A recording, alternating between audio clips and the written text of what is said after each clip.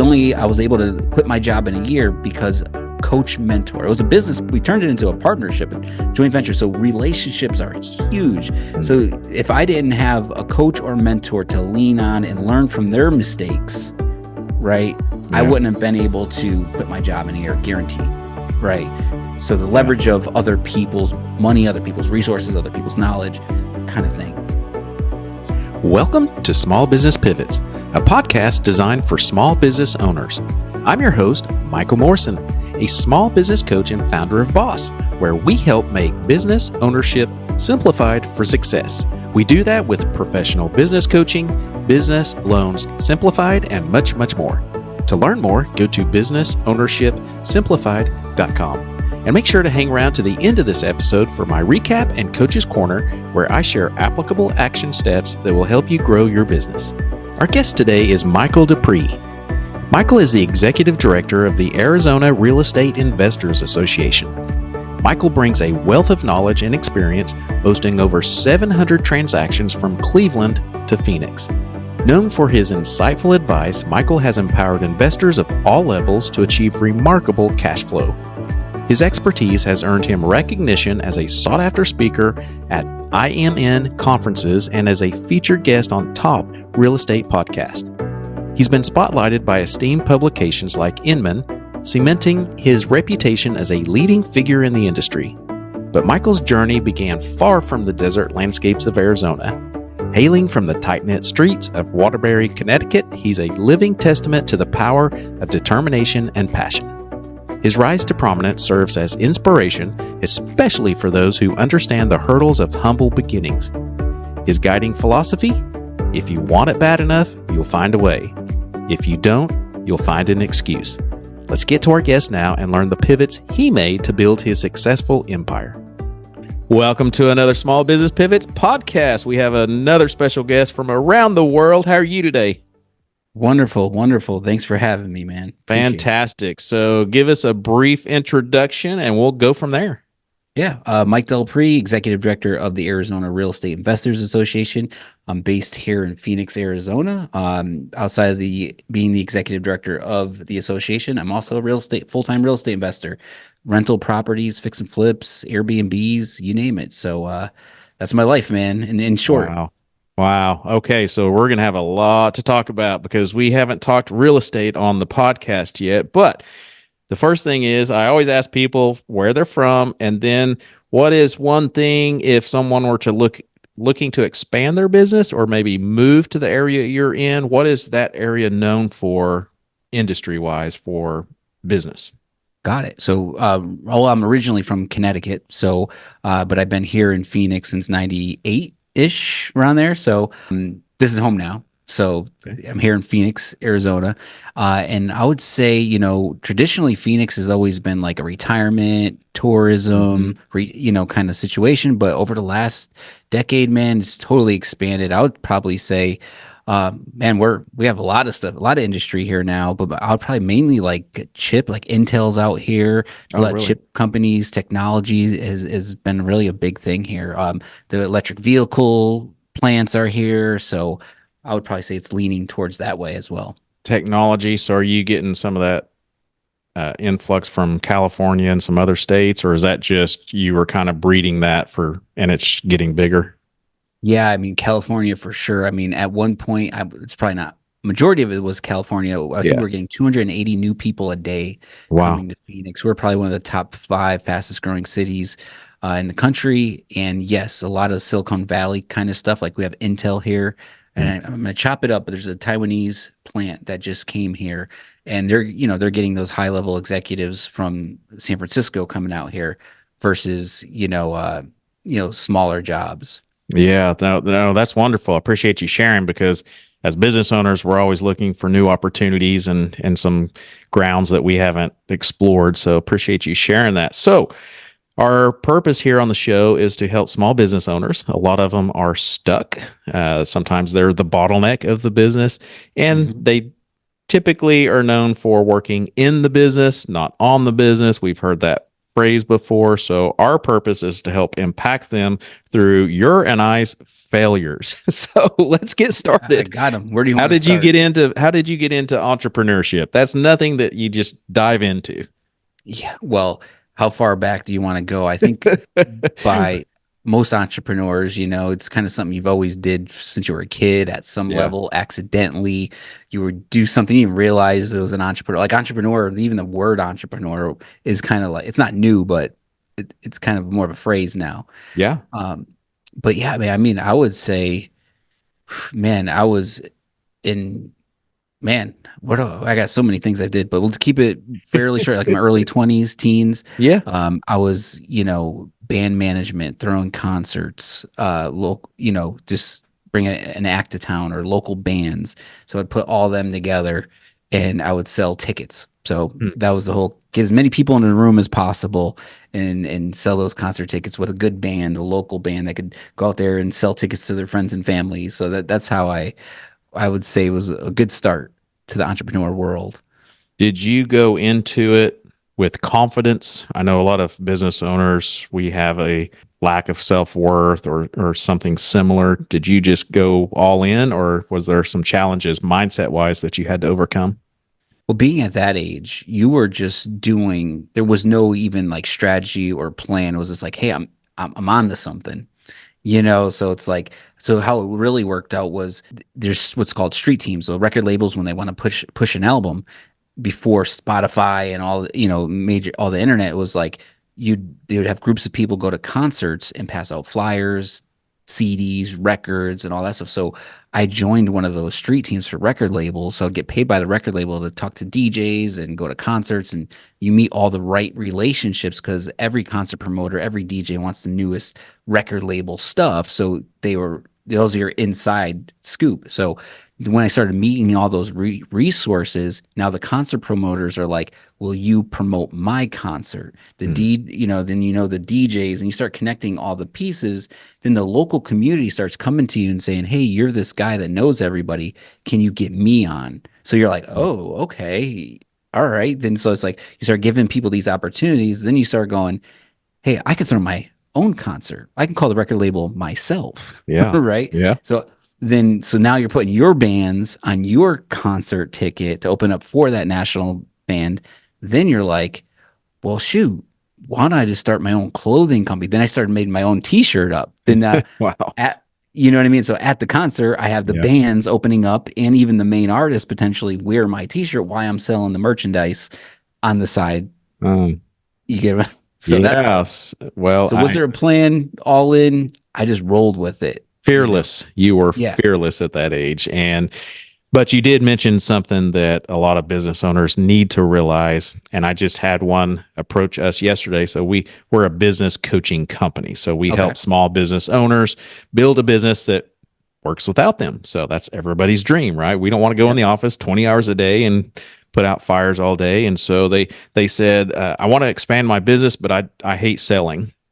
Mm, And I said, I don't know if I can help you because you are everything the sells. face of the business. You've got to make those. So even at your young age, you learned one of the most important parts of being an entrepreneur, and that is connections, selling, things like that. That's awesome. So how did you move from that to where you are today? Was there something happen? So yeah, a lot of things happened. I met my wife, and then we had a kid. Oh, So there you that go. End of happened. story. So, realize that, hey, being out in a nightclub 3 in the morning Yeah. doesn't fit with a 1 year old. It just not was for me personally, it just didn't fit. Yeah. So I went and I got a job, and I was working, 50 hours a week, getting paid for 40 kind of thing, sitting in the Mhm. cubicle. So it was great. I worked at Verizon Wireless. So if you're out there and you had a cell phone issue, you were probably yelling at me. So, so I went down that world, but it was a blessing in disguise because once again, like you're always like looking for opportunity. If you're sitting here, you ever have that feeling like you want something more, you want something better, but you don't know what it is. You're trying to figure it out. So that's where I was at Verizon. I was like, I don't belong here. I'm like, I need to be on my own. So there's a guy at the water cooler, the good old water cooler talk, and Yeah. everyone's complaining. And so some guy happened to say, hey, houses are cheap out there. And this is Phoenix in '09. So it's like houses are 30, 40, 50,000. But just putting two and two together, I just remember it was the boom happened. I don't know if for those who remember the boom, the Mhm. last real estate boom in like what was it, '04 or '06 ish, '05, Yeah. everything exploded. So I'm like, hey man, houses were like 300,000. So why are they 50 now? So I got Oh, curious. the economy. Yeah. Yeah. So I was like, what's going on out there? So, but I was also watching HGTV, and you watch them making those 80, $90,000 checks on the flips. So Yeah. it all kind of like snowballed together. So I started getting curious and doing research as to like what's going on in the real estate world. And you come to find out, America was on sale, where most are like, run for the hill, run Yeah. away. No, if the grocery store or Best Buy puts a loss leader out there and they're like, hey, free grapes, free eggs this week, everyone runs Yeah. and goes buys the eggs. But when the real estate was on sale, everyone runs the other way. So I kind of just went in and figured, how can I get in this business while working? And is there something here? So Mm. that research led me to the real estate world. I love that story. We're also approached by business owners that don't want to work outside their job because they don't want to work for free. And I'm like, then you might not be a business owner because there's a lot of Yeah. free work that you've got to do, which is kind of like what you did. So you did some due diligence on your own while you had a job. Yeah, 100%. Oh man, like because you had that crazy schedule. It was like my days off were Sunday and Wednesday, and I worked from 2 to 11. So it's like, and it was an hour away. So now I'm getting ready at 12 to be there by 2 and drive, and then you Mm. get home at midnight. It's like I had to wake up like 5, 6 in the morning, at from 6 in the morning to 12 to do family errands and try to figure out this real estate thing that your family members tell you is a scam, Yeah. right?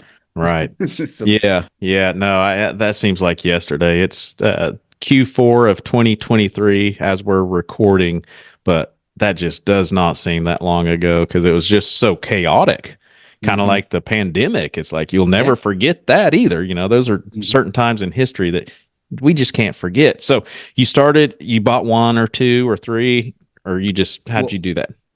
I started off with a strategy called wholesaling real estate. So the key there was when I was searching, I was like, how do you fix and flip, right? I don't have credit, got a job, but like I don't have 50,000. I don't know how to fix anything. How do you get the money? Like just didn't understand. You don't know what you don't know. And then it's like, okay, how do you become a landlord then? Well, okay, after you buy this house and fix it up, you make $800 a month gross minus expenses. You're at 100 to 300 bucks a month. How do you get rich and quit your job on 300 bucks? Didn't Yeah. understand what it was. So then I found wholesaling. No money, no credit, 5K in 30 days.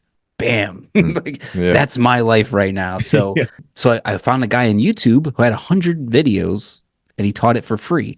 And to give some context, at that time, that was infomercial time. Like swipe your credit card for 5K, get the books, get the CDs. It was pay to play, so to Mm. speak. So this guy having these videos was unheard of. So I watched them all and did something crazy, Mike. I applied the information. Uh-oh. You Oh, took action. You I took took action. action. I did. I know a lot of your listeners do take action already, right? Oh, But of course. Of course. yeah, We all do. but Yeah. yeah, but like the people, or you're trying to get into, you might, if you're an entrepreneur and you're trying to get into something new, you're comfortable. Yeah. You're right. You might not be like, if you are interested in real estate, you still have to, outside of your business, you still got to do that research and that legwork. So, I applied it, man. And I did my first deal in 45 days and made 4,200 bucks. Wow. I was sold. I was like, hey, it takes me what, a month and a half, 2 months to make this at Verizon, whatever Yeah. it was at that time, 40K a year. Right. And I made 4 grand. And Yeah. in minutes, it probably seemed like. So, listeners, there is a point to this conversation because a lot of small businesses have extra income from time to time. And I'm a big believer in that you shouldn't put all your eggs in your basket, which your basket is your business. So, a great resource or additional income is real estate. And so, we have an expert professional here that's sharing not only just how to do it, but how to create a business out of it. So, that's the purpose. I Yeah. don't want to lose any listeners on why we're talking real estate. But so your business, once you established a business framework or Mhm. whatever you want to call it. What were some of the challenges that you started with?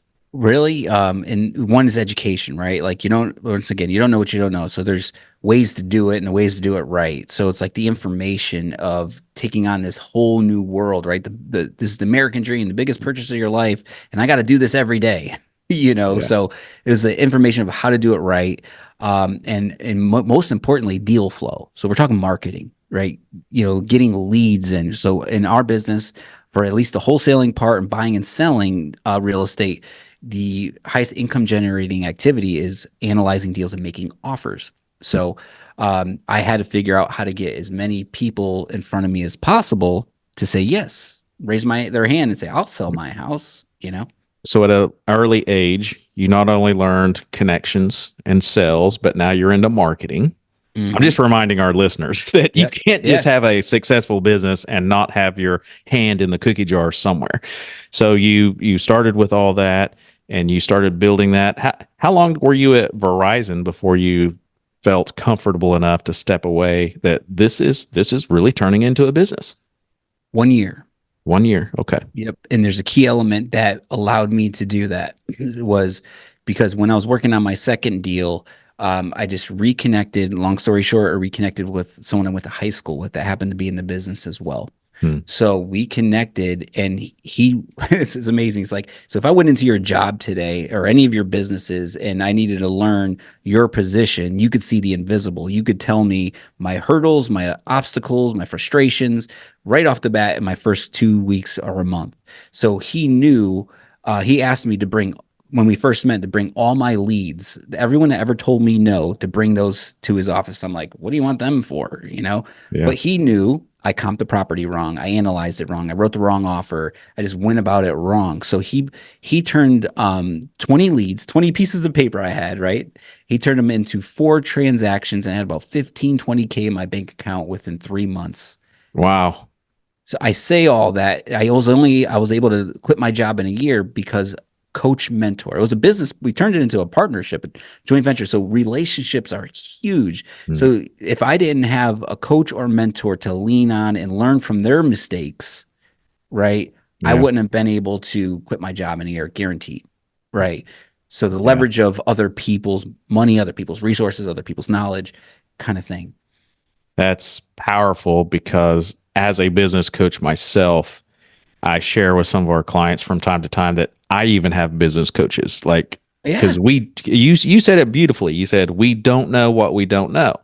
And Hmm. I know that there's uncharted territory that I haven't been. So I have business coaches that are well, past where I want to go, just to keep learning and evolving, because eventually someone's going to leapfrog over you if you don't. That's usually what happens. And so you started this business, you left your job. Now what did you do? Freak out because you got a Yeah. baby at home and a wife? Yeah, man. It was like, so net, well, it was more, it was, you felt a little bit more comfortable because I had that person he was in the business 5 years already. So what I learned was I was able to market, I built that skill and I was able to make the phone ring. And so traffic times conversion equals revenue. So I was able to bring the people in, he was converting it, and that was the relationship, right? He Mm, leveraged me, I leveraged him. So that's why it worked. So we did that for about 2 years.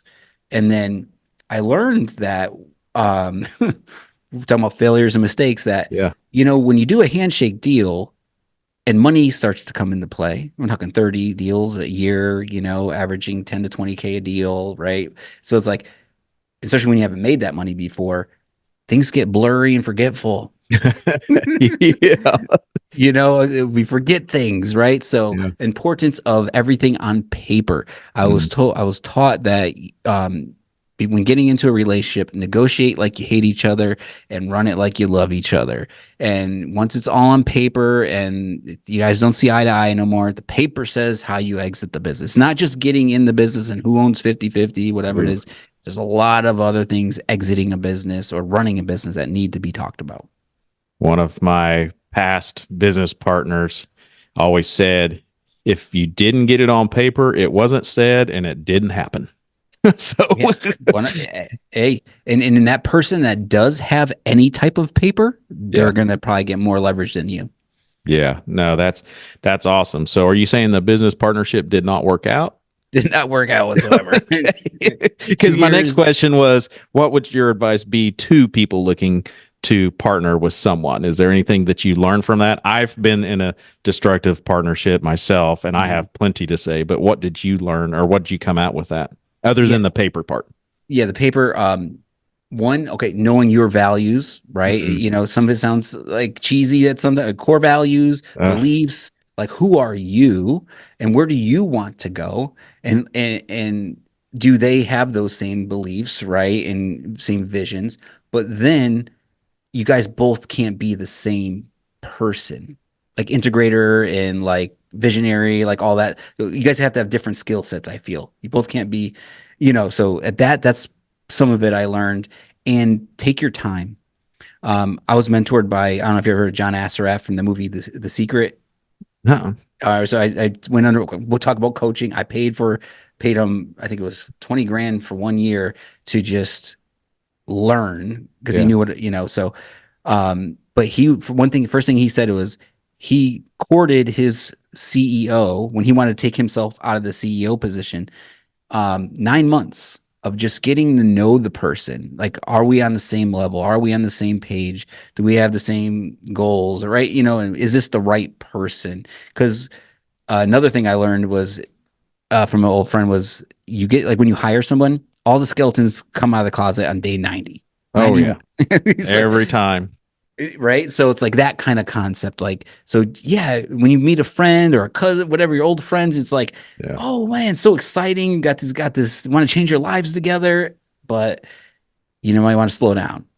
You're preaching to the choir, and I am not trying to toot my horn. I'm just trying to toot experience because I, as a business coach, and I know there's clients listening, because they kind of, they don't question, but I can kind of see their eyes like moving around, because I always say the number one reason why business partnerships do not work is because of misaligned values. And I have them establish their core values, and then I say go slow to go fast. I mean, we did not preempt that. We did not talk about this off air. I mean, you're coming from my world. So well, let's check this out. I was listening to go, like I always say, find someone that's doing what you want to do and copy.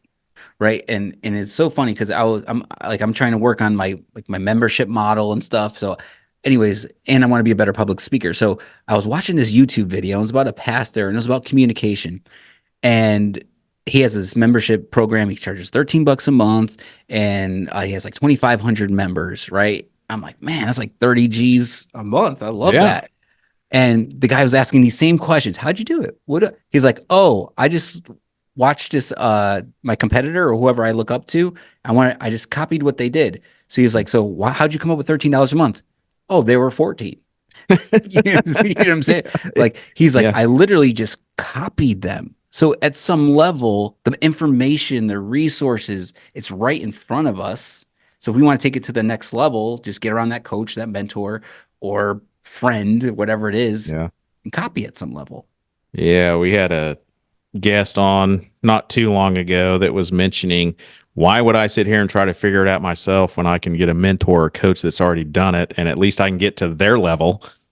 At least that gets me off the ground floor instead of trying to figure it out on my own when everybody else has already figured it out, the ground level stuff.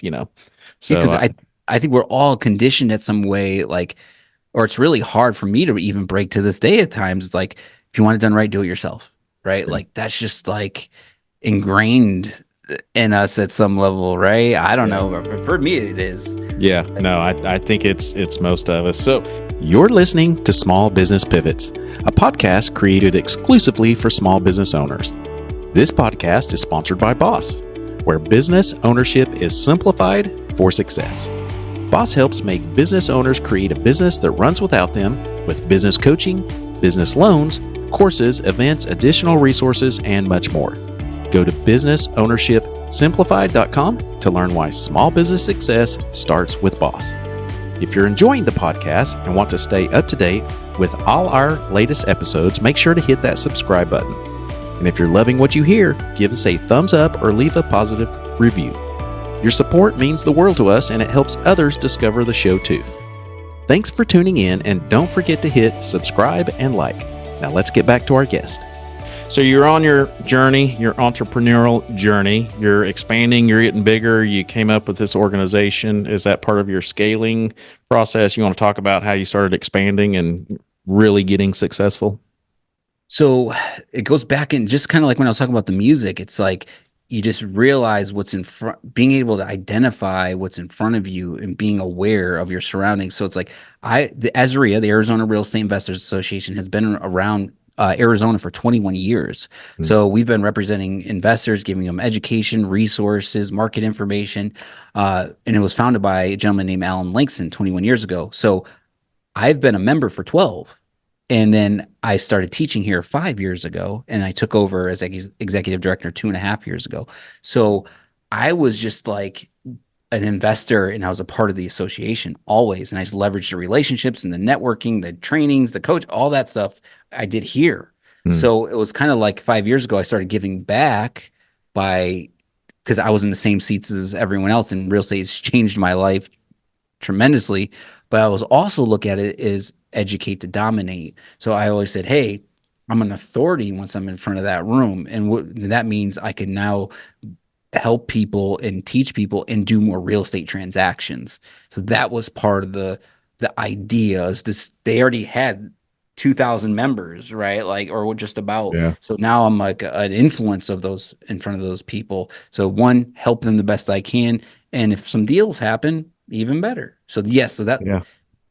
that was Yeah. part. It's, for a lot of business owners, we work too hard, and I see a lot of business owners where they network, and I ask them who their target audience is and then where they're going, and oftentimes I find they're just socializing, they're not networking. And so you kind of put it in a different context of getting in front of your audience. And so for a lot of business owners, make sure you're networking at the right places where somebody's interested in whatever you have to offer. I mean, that's a golden tool right there for any business owner listening. Yep. So yeah, so that's kind of like so now, you know, I'm still in the business. I'm growing my business. I'm doing flips. I'm doing wholesale deals. I'm buying rentals. So it's just a natural progression. And then as COVID hit, I think that changed obviously everything for everybody at some Yeah. level. And the founder was like, "Hey, man, it's actually time for me to exit my wealth or do my wealth plan. Like I had a plan to stay as an investor for X amount of time, and with COVID and my plan, I don't want to stick around anymore." Yeah. So he wanted to move on. So that's where I came in and took over the organization, just kind of picked up where he left off. That's nice. So back to your real estate business. Any pivots along the way that you would contribute to your success today? Pivots, I mean, when COVID hit was one, right? So it's like, so in Phoenix, it came to a point where everything was starting to boom again, right? When COVID hit. So it gets to a point as a landlord, the return on investment, the cash on cash returns are lowering. So it's not profitable to be at some level landlord at times here in Arizona if you don't get it at a low enough price. So you got to look at different markets. So I started looking in Cleveland and Ohio and the Midwest Mm. for those opportunities. But you have to build a team. Wealth is a team sport. So I needed to build a team out there. So I said, let me start wholesaling, like buying and selling deals in Cleveland before I become a landlord there. So COVID hit at that time as I was thinking about that transition. As Phoenix, if the market drops 10% on a $500,000 house, that's a big hit Yeah. in a month or whatever, right? Whereas 10% on a $60,000 house isn't a big of a deal. So what I noticed, I pivoted and I put my whole business in Cleveland, the buying and selling and rentals, and there was not as enough. Everyone was on standstill in Phoenix, like, what's going to happen? The world's changing, so everyone stopped. So if I stayed in Phoenix and I didn't do something virtually, which I thought was almost, I'm at the kitchen table type of guy, Yeah. right? We got to sit at the table, belly to belly, do a deal, shake hands. No, and you're talking about buying and selling houses over the internet during COVID. It Mm. was it kept my business alive. Like I had to make that big adjustment scared, nervous, not knowing a whole new market, knowing nothing about it, knowing anybody, can't even fly there right now Yeah. and make it work. That's so powerful, as well as some of the other things you've mentioned, and not just applicable to real estate. I know for a lot of business owners, the ones that continue to evolve and adapt during the pandemic are far, far away from the ones that just stuck with the status quo.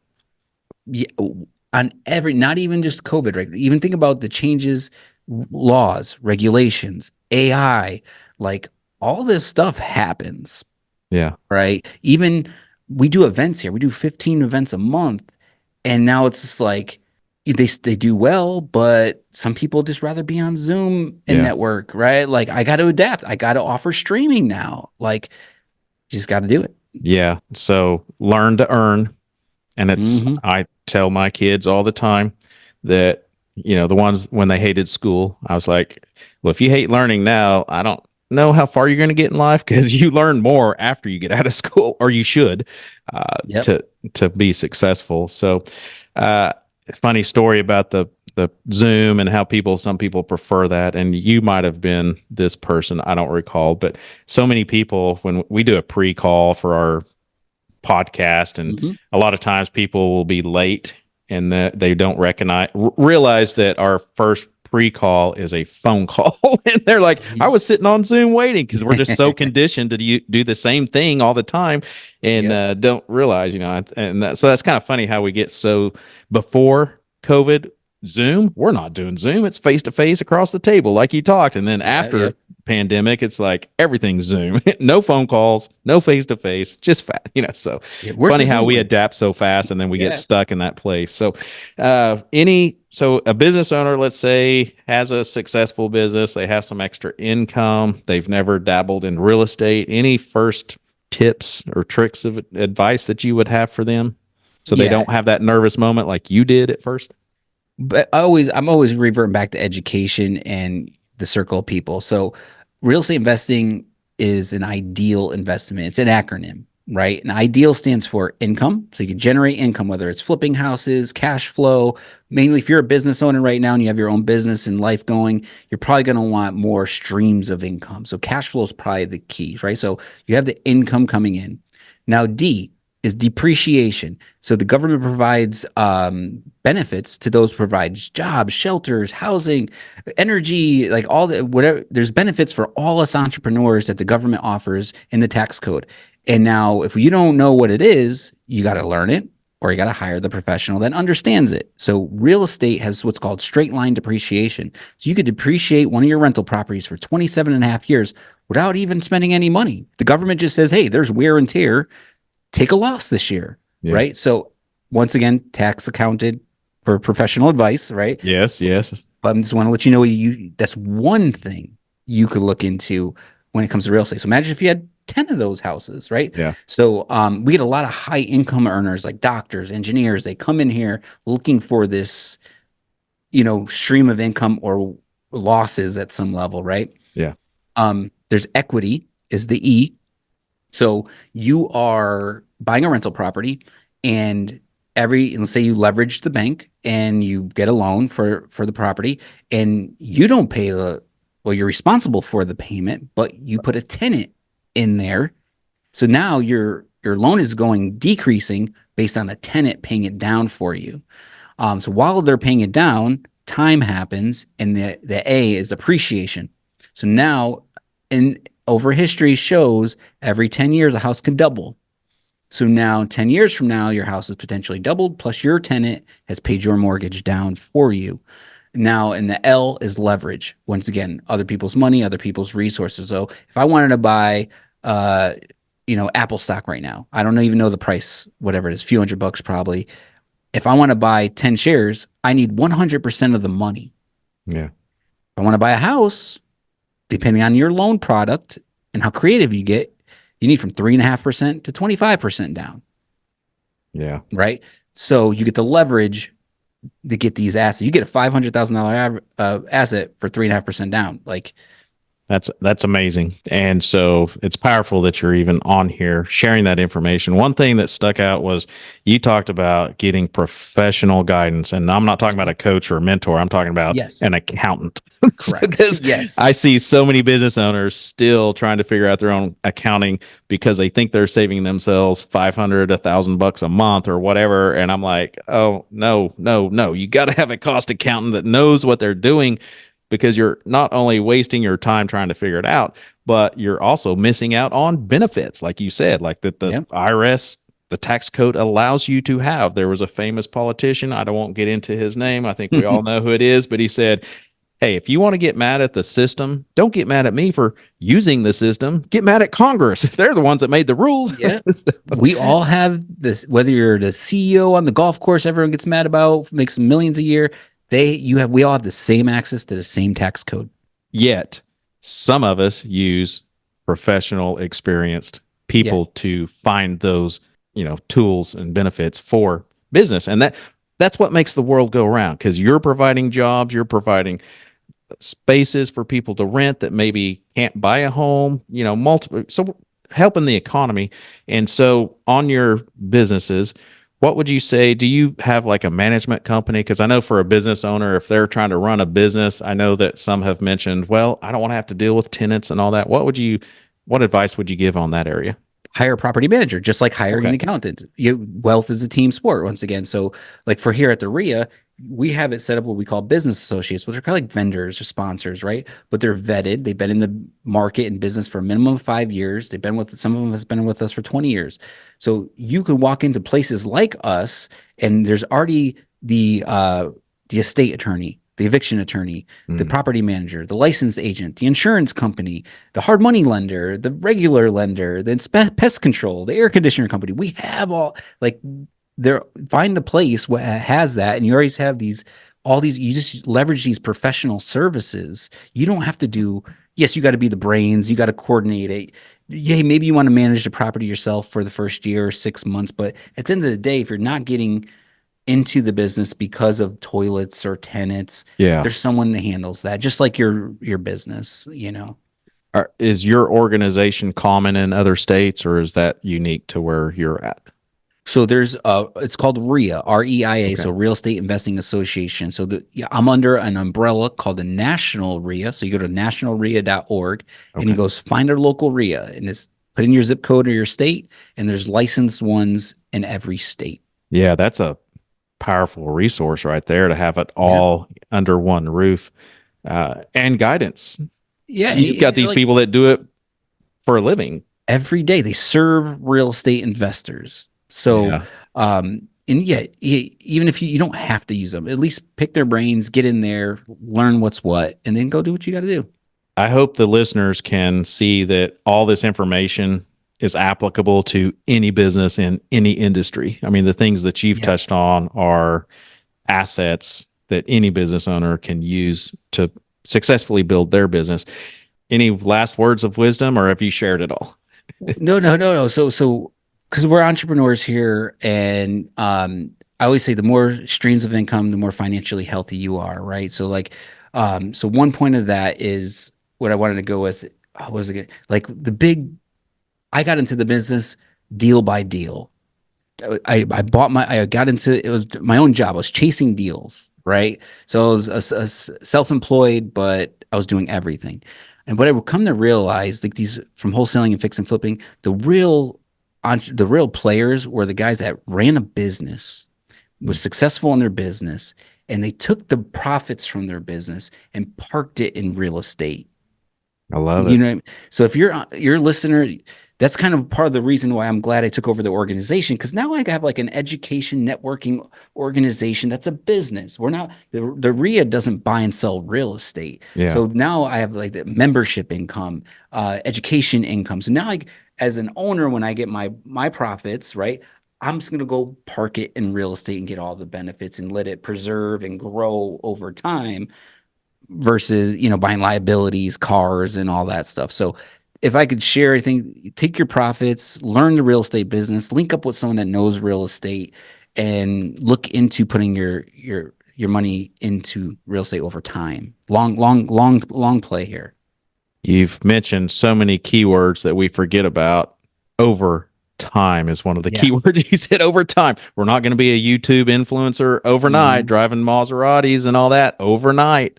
In fact, a little tip, I know someone that lives out on the West Coast, and he has a very nice one of those types of cars, and he's like, oh, at least once a week some kid will come up to me and offer me $1,000 to take some pictures around his car all the time. Yeah. So don't believe everything you see on the internet about these overnight sensations. It takes time, just like what you're saying. So I'm so glad you mentioned that for all the younger people out there. So how can someone get in touch with you or follow you? Yeah. Well, if you're looking to invest in Arizona or you are in Arizona, check us out at azreia.org, azreia.org. Check us out. Check out our calendar. Check out our podcast. We have a podcast as well, all about real estate investing. It's on the website. We're on all social media platforms, YouTube. So just look up Arizona Real Estate Investors Association. Check us out. Are you open to someone reaching out to you personally? Yeah, by all means. How would someone do that?